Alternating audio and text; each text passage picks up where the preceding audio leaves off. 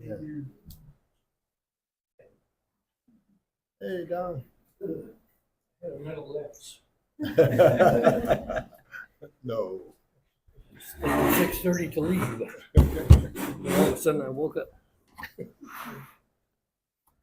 I'm about 3/4 of the way. Okay, it's good to see everybody. Very good. 2 weeks ago, we were just getting into chapter 16 of Judges. So that's where we will pick up, Judges chapter 16.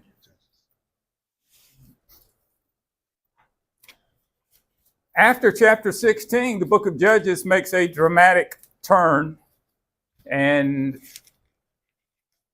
it's completely different. So we'll finish this chapter, and this chapter is about something we all know about, or at least have heard about and studied about since we were little bitty children, and that's Samson and Delilah. What's our general take on Samson and Delilah? What's your take on them? I'm sorry? A gullible man. We're going to talk about that. Yeah, that's good. He certainly was with a capital G, wasn't he? What else do you take from Samson and Delilah? Okay, he destroyed the Philistines. There were 3,000 people just on the roof of the building. That's the way it was made, the structure at the time.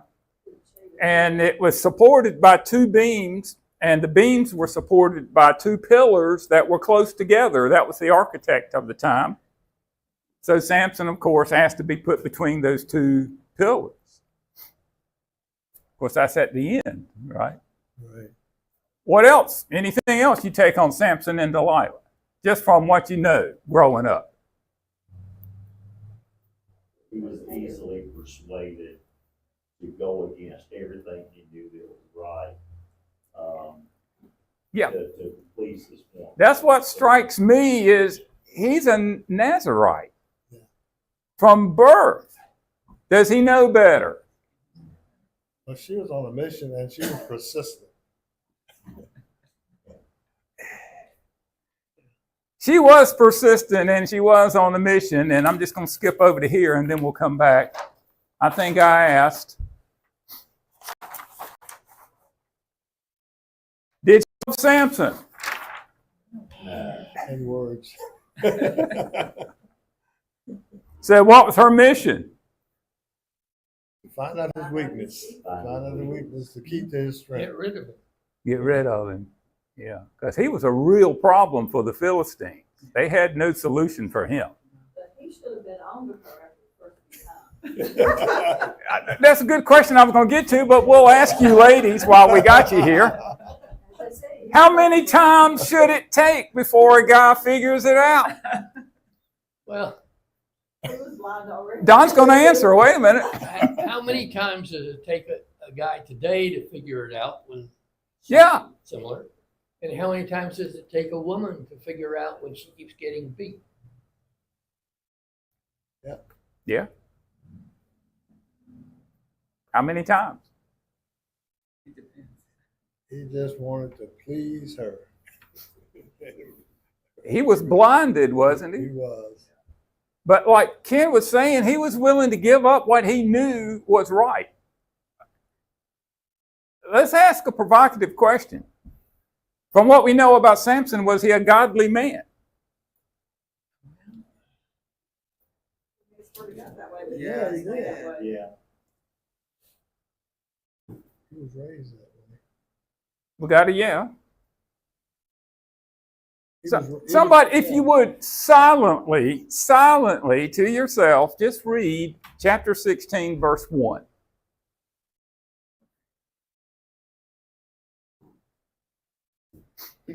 Now, what's he up to?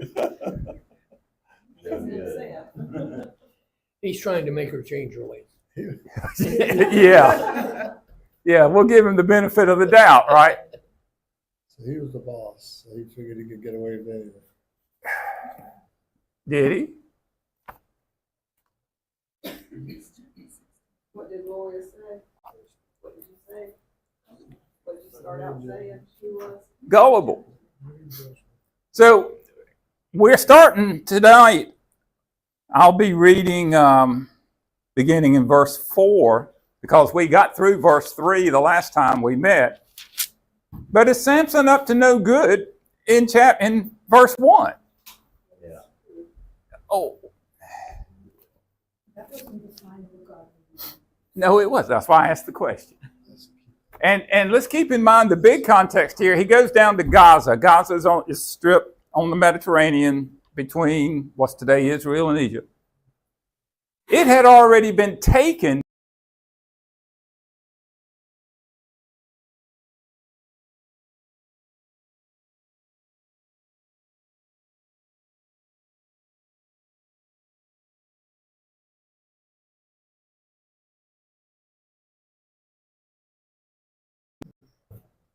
So I'll begin in verse 4. I'll be in New King James.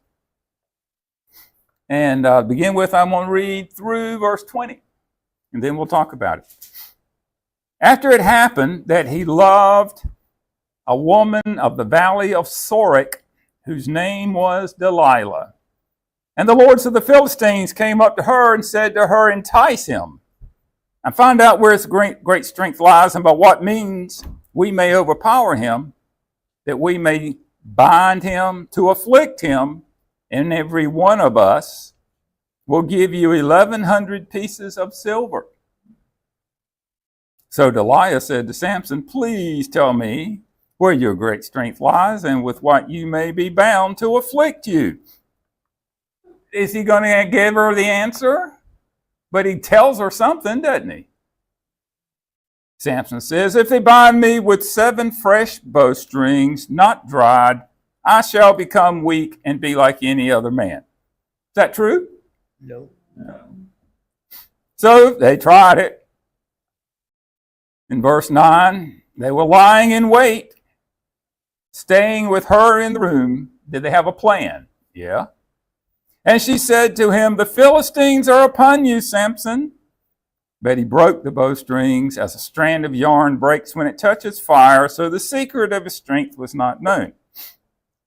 Then Delilah said to Samson, you mocked me. You told me lies. Please tell me what you may be bound with. So what's he tell her this time?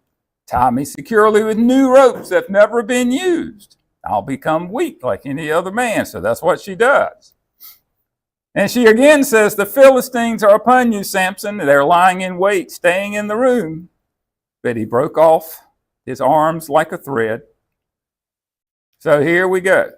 Delilah says to Samson, you've mocked me and told me lies. Tell me what you may be bound with. So he says, if you weave the 7 locks of my head into the web of the loom. So evidently they want to do something with his hair. Mm-hmm. He must have a lot of hair because he never had a haircut, right? So she does that.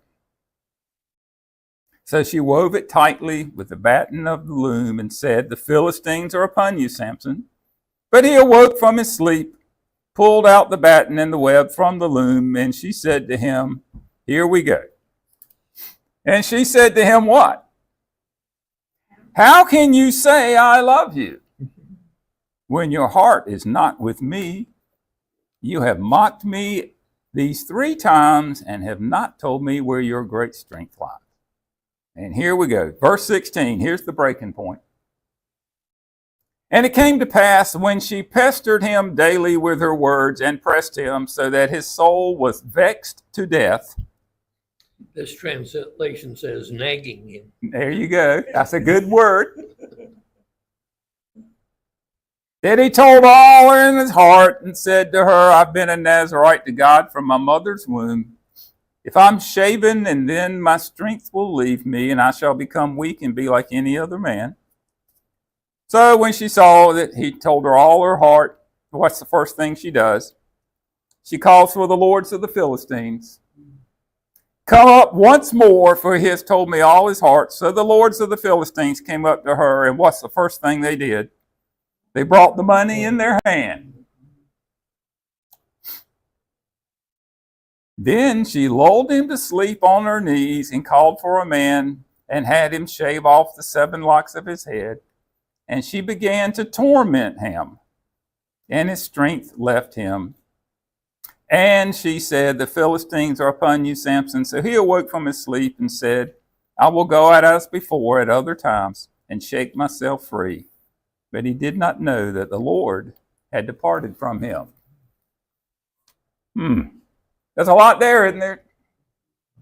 That last sentence. God had been with him to some degree up to this time, according to this. But when the hair goes, when you're a Nazarite, had his vow been broken? Yes. Whose fault was it that his vow had been broken?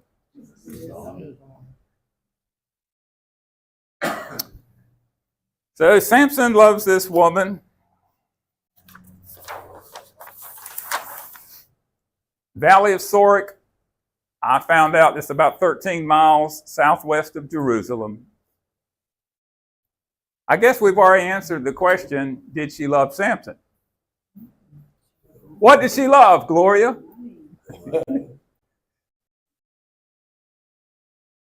Blank best describes Delilah. Then there could be different answers. I'll let y'all be imaginative there. Blank best describes Delilah. I'm sorry, one at a time. Greedy. What? Mean. Deceptive. Manipulative. I put in opportunistic. Yes, you Of course I would. But he did not make good choices.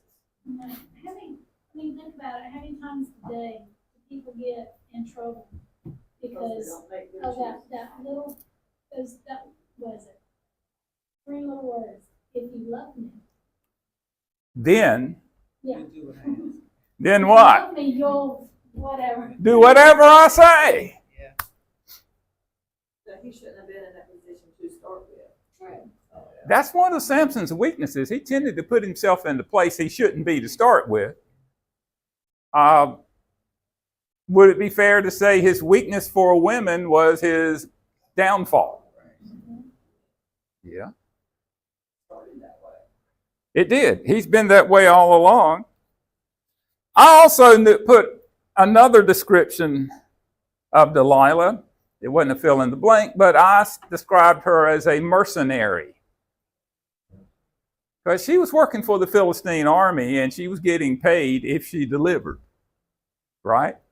So what's a mercenary? Same thing. Yeah.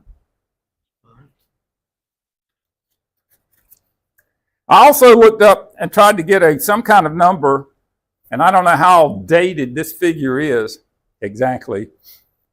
But the 1,100 pieces of silver from each of those people, the number I came up with was approximately $71,000 is what she was paid for delivering Samson. So, of course, she tries 3 times, and 3 times he gives her a false answer. Was he, I'm sorry?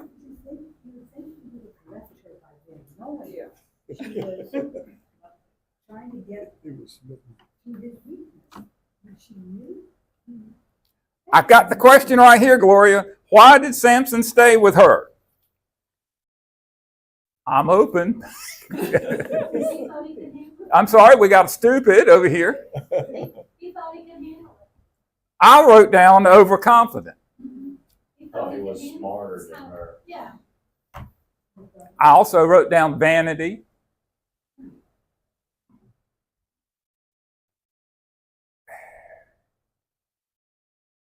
Do we usually think of Samson as being vain? But it would seem so in this instance, would it not? That he just thought, I'm above all this. Really what he's doing is playing with her here, saying, tie me up with this stuff and new robes and that type of thing. He's just playing with her. But then she comes out with the big guns, right? If you love me, you'd really tell me.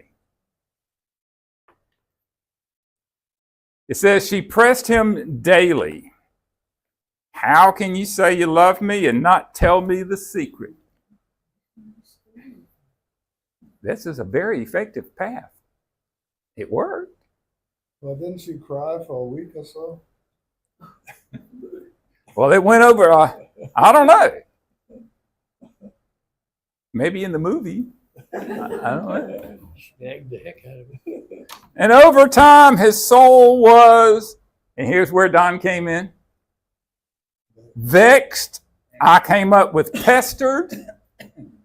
I've got a footnote that says impatient to the point of death, because it Okay. is the next word, vexed to death.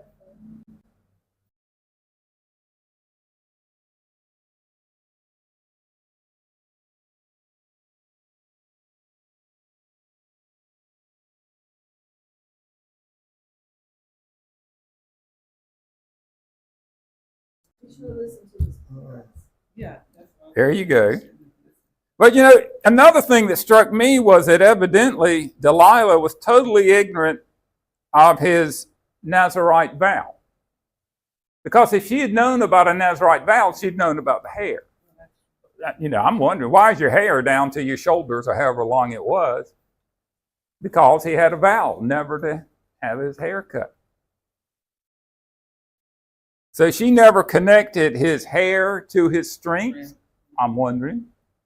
Well, even if you know that's a vow, why would you connect that to someone's strength? Yeah, and that's fair.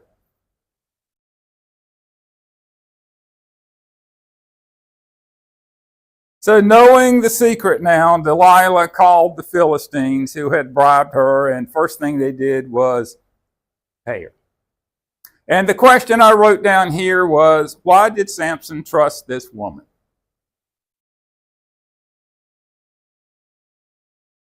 Why trust her? Would you trust her? Would any rational person trust her? To start off, And he proves it by not telling her the truth at the beginning. I think it's just that he got so worn down, he was just so frustrated that it just came out. And he probably didn't even mean for it to come out. But you know, sometimes when you're just really frustrated, you just blurt something out. You say things you shouldn't say. I don't know. that's giving him a big benefit of the doubt there. Well, I mean, you know, I don't know that he really trusted her per se. You know what we think of trust. He just wanted her. He loved her. I guess he wanted to be able to trust her, but she had never done anything to give you reason to think that she could be trusted.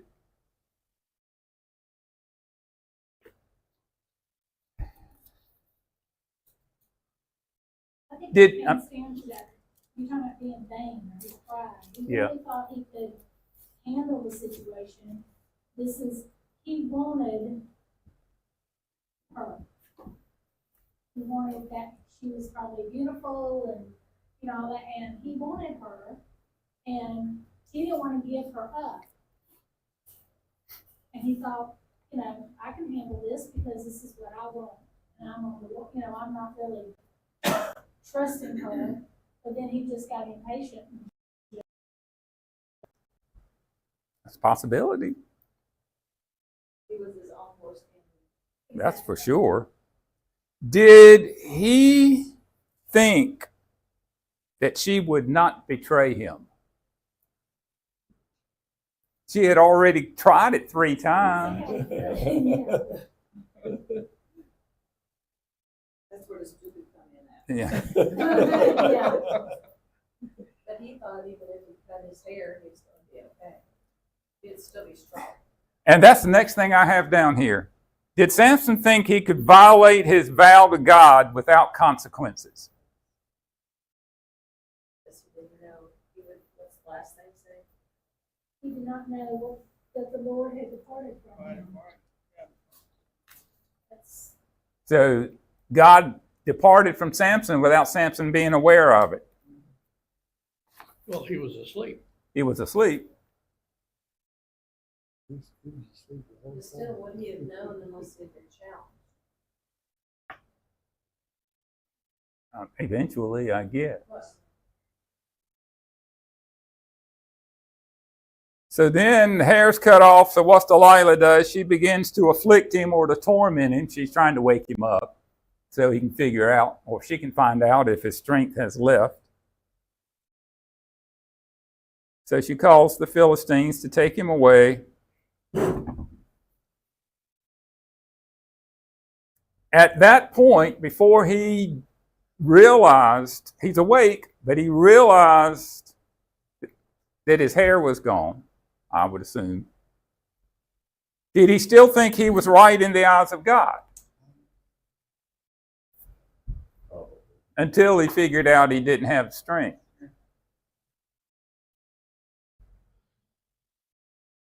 So what's the first thing the Philistines do to him? Let's go to verses 21, and we'll finish up with them here. Then the Philistines took him and put out his eyes. Why did they put out his eyes? That way you can control him a lot easier. He's a lot less of a threat, right? And brought him down to Gaza. They bound him with bronze fetters. What's a fetter? Shackled. Handcuffs. Yeah. And he became a grinder in the prison. Can't you just see him down there next to the mules? Going in a circle. You can't see. In a prison.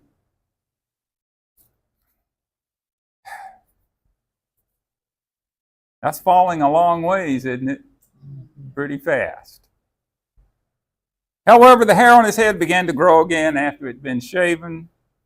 Now the lords of the Philistines gathered together to offer a great sacrifice to Dagon, their god, and to rejoice. And they said, our God has delivered into our hands Samson, our enemy. When the people saw him, they praised their God. For they said, our God has delivered into our hands our enemy, the destroyer of our land, and the one who multiplied our dead. So it happened when their hearts were merry that they said, call for Samson, that he may perform for us. So they called for Samson from the prison, and he performed for them, and they stationed him between the pillars. Then Samson said to the lad who held him by the hand, let me feel the pillars which support the temple, so that I can lean on them. Now the temple was full of men and women. All the lords of the Philistines were there, about 3,000 men and women on the roof, watching while Samson performed. Then Samson called to the Lord, saying, O Lord God, remember me, I pray. Strengthen me, I pray, just this once, O God, that I may with one blow take vengeance on the Philistines. For what reason? For my 2 eyes. And Samson took hold of the 2 middle pillars which supported the temple, and he braced himself against them, one on his right and one on his left. And Samson said, let me die with the Philistines. And he pushed with all his might, and the temple fell on the lords and all the people who were in it, so that the dead he killed at his death were more than he had killed in his life. And his brothers and all his father's household came down and took him, and brought him up and buried him between Zorah and Eshtaol in the tomb of his father Manoah.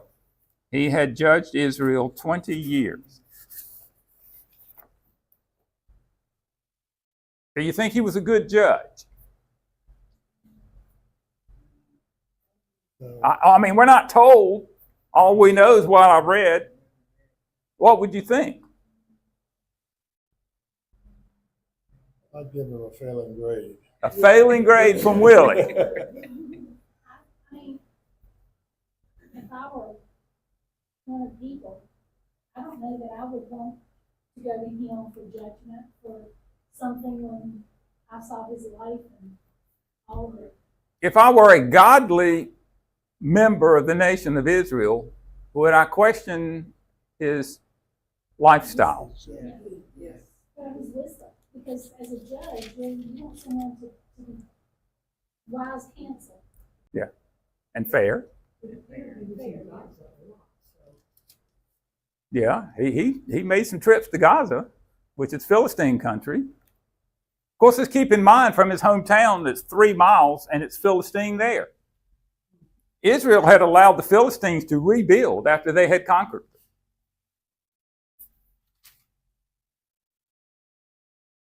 So they put out his eyes, made him work like a draft animal.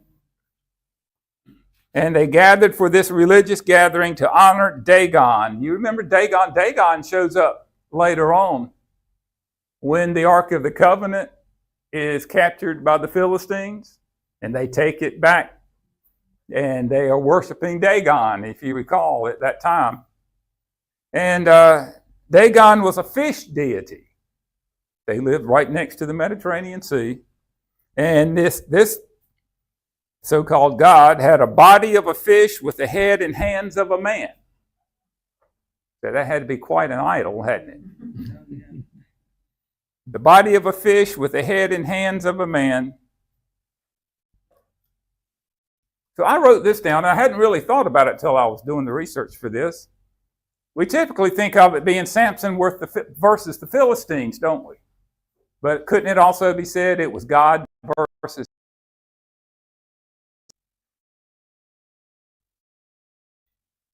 So it's not told how he was going to perform. He just says he's going to perform. I don't know. I guess he was the night's entertainment for these people. So he called for strength one last time, that I may with one blow take vengeance on the Philistines. And he was willing to die if the Philistines died with him. So, all that being said, now, and Samson's the last of the judges in the book of Judges. Now, of course, we have Eli and we have Samuel to come, but they go to 1 Samuel.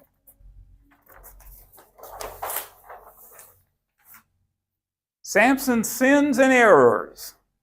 Before we leave him, let's think about them. Did Samson have any sins and errors? Yes. What you got any? As a young man, he asked his parents to let him marry, not let him marry, but this Philistine woman. Arrange a wedding. Arrange a wedding. I wrote down, number one, I wrote down he's guilty of choosing evil friends. Someone, if you would, read 1 Corinthians 15:33. This is when we teach our teenagers. 1 Corinthians 15:33. Someone who has it, read it out loud. Do not be deceived. Evil company corrupts good habits. Is that a true statement? Yes. You may have the best of intentions and have the best of habits. But Paul here is saying evil company will corrupt those. Amos 3:3. One of my favorites because it's very short. Amos 3:3.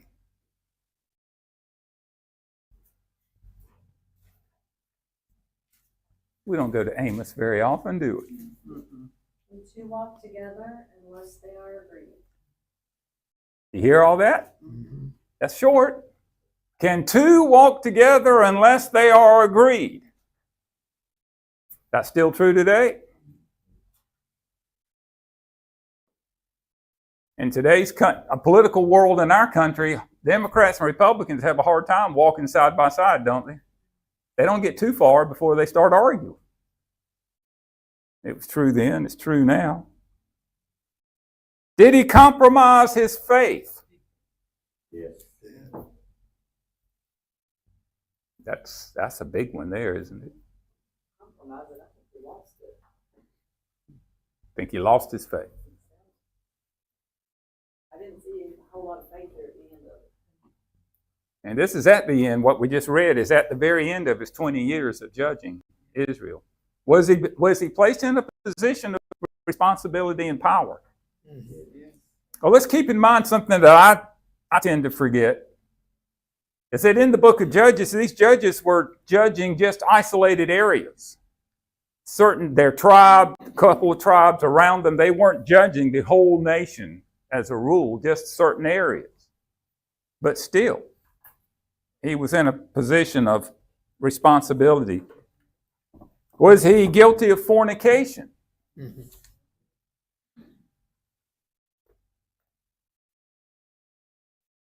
I started off by asking if you thought he was a godly man. Seems there's some question there, doesn't it? Did he allow his vow as a Nazirite to be broken? Yeah. And it resulted in him being separated from God. So when we think of all these things, what was the cost to Samson of his sins and his errors? What did it cost him? It cost his life in the end. Yeah. It cost him his sight.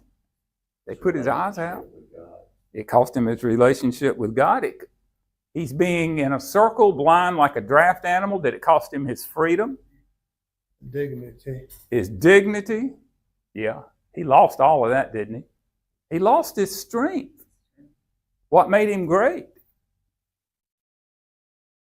Did he lose his fellowship with his family? He lost a lot, didn't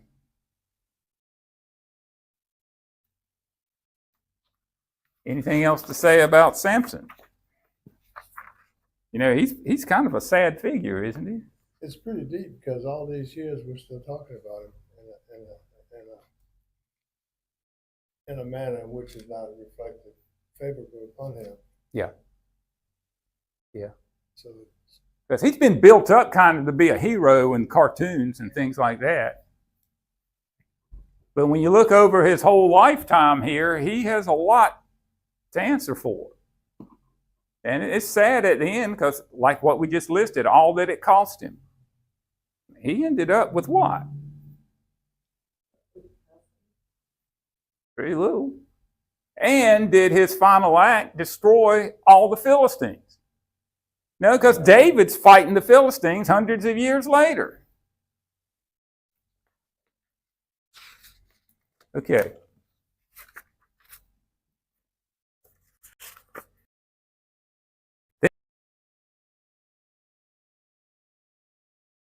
But we're going to have an introduction to 17, 18, 19, 20, and 21. The last 5 chapters are, in effect, an appendix to the book of Judges. Appendices.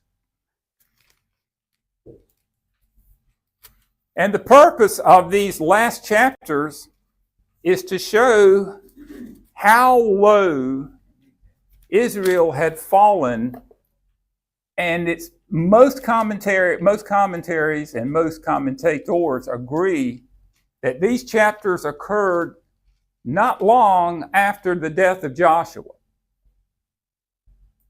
So if we go back right after the death of Joshua, what does it say? You remember? There was no king in Israel, so everybody did what was right. What was right. Yeah. So Israel began to sin. And these last 5 chapters are going back to show how much sin they had fallen into, and it didn't take long at all. And it's appalling when we read these. I'm sure you've read them over the years. You may not remember exactly what happened. But these chapters, you have Micah the Ephraimite in chapters 17 and 18. And then in 19 through 21, we have the crime at Gibeah and the Israelite crusade. Do you recall what the crusade was about? Israel was determined to eradicate the tribe of Benjamin, wipe them off the face of the earth, because of what some people in that tribe had done in the city of Gibeah. So the purpose of the appendix is to illustrate the extent of the transgression from what they'd been given with the law of Moses. Did they have what God wanted them to follow? Yes. They had it. They have it in writing. Chapter 19. But just like Ken was saying, every man did what was right in his own judgment. And this is what happens when you do what you think's right in your own judgment. Theft. Chapter 17 starts off with a son stealing from his mother and stealing a lot. Chapter 17 also, he has idols in his house. Chapter 19, we have immorality. Chapter 19, we have homosexuality. And then in chapter 21, we have mass abduction, mass kidnappings.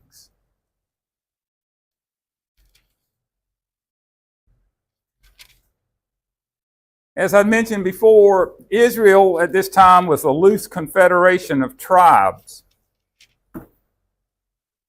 They were bound together by the law of Moses, but they also wanted to have their own freedom. They wanted to do what they wanted to do. There was no single superior authority. There was no Moses, there was no Joshua. They were just a loose confederation. But what was God's expectation of these people? Obviously, he knew they had no central leader. But did they have Shiloh? Did they have the Ark of the Covenant? Did they have high priests? Did they have other priests? What was God's expectation of his people? Live up to their vow to follow him. Did he give them a chance to do it? Well, if you're going to grade them from A to F, how would you grade them? F minus, a G, because it didn't go beyond F, right? They failed miserably. Has that changed? Now, I'm not saying there weren't godly people, because there were during this time. No doubt there were godly people. And there were people still going to Shiloh and worshiping as they were told to do under Mosaic law. But you had a lot of people who were doing it their own way. I wrote down there was a significant disintegration of political and social life. Society basically disintegrated. And when did it happen? One generation after Joshua. How long did it take? And what happened once this came about, just like we saw with Samson, the Philistines, they were rising to power. Their culture began to permeate through the society of Israel. And many of these people chose pagan tradition and personal inclination. We're going to do it our way. And, I mean, we've been reading about it now for 2 or 3 months. If they were obedient to God, what was the result? They would be blessed. Yeah. Life and peace and blessings. But it started back when they didn't follow the original instructions. Okay. to get rid of all the people that's causing all these problems. Yeah. And we had a man sitting over here one night saying, no, that's not right. Well, we're reading what happens when you don't follow the original instructions. Things went downhill in a hurry.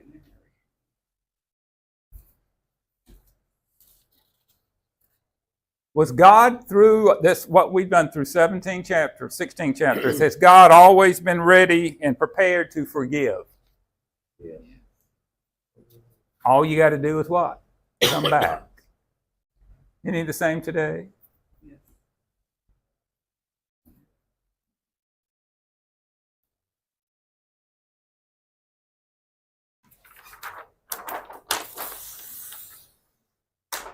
So what we have here are two detached histories of the nation of Israel from the time of Joshua to the time of Eli.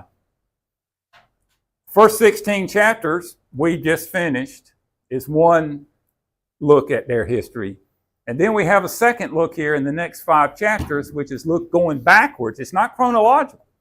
It's going backwards and showing exactly what happened, how these people acted, how they lived, how far they departed from God.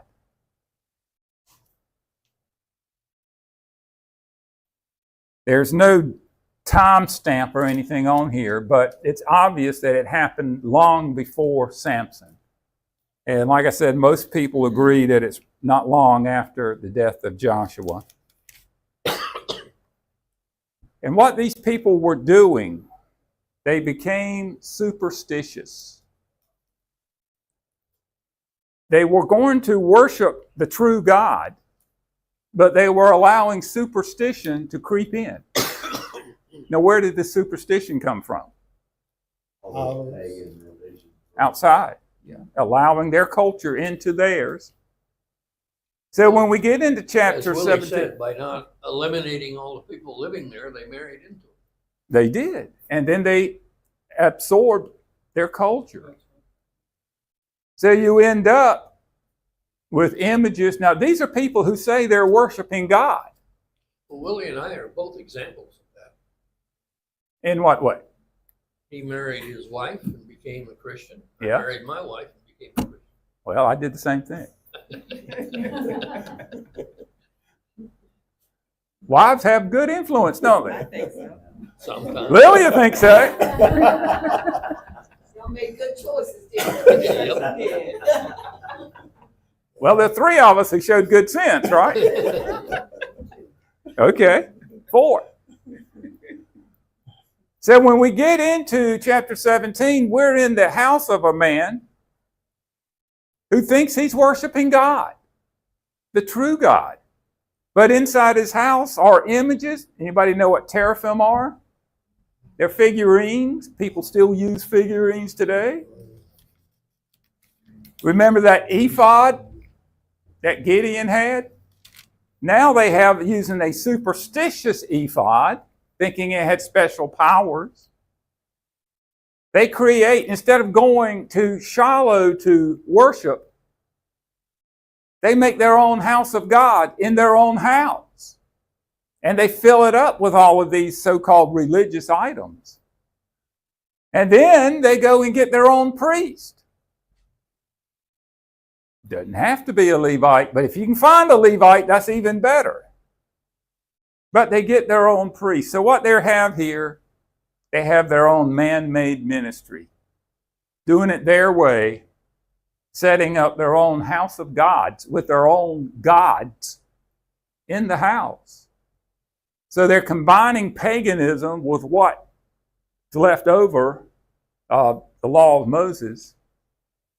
Does that work? No. So that's where we're going to be, and that's where we're going to stop. So we'll be going downhill pretty fast on Judges. We've got a few more weeks left. But the last 5 chapters, that's what this is going to be talking about. And it's unbelievable what these people fell into. Okay. Any questions or comments? Hey, any questions or comments? Not yet. Picking on Faith. See, I didn't pick on Gloria tonight. She's been gone, so I've given her a break until next week. No. Okay. No questions, comments, observations about what we covered. All right. Willie, would you mind closing us with a prayer, please? Yes. Okay. Let's go to the Lord.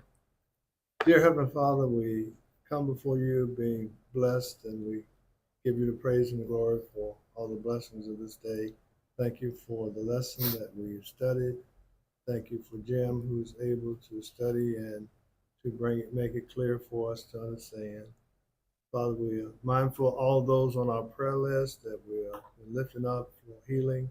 We ask you to continue to be with them and bring them to a measure of health. Father, it'd be wonderful if they could worship with us again. We're thankful for Gloria being back.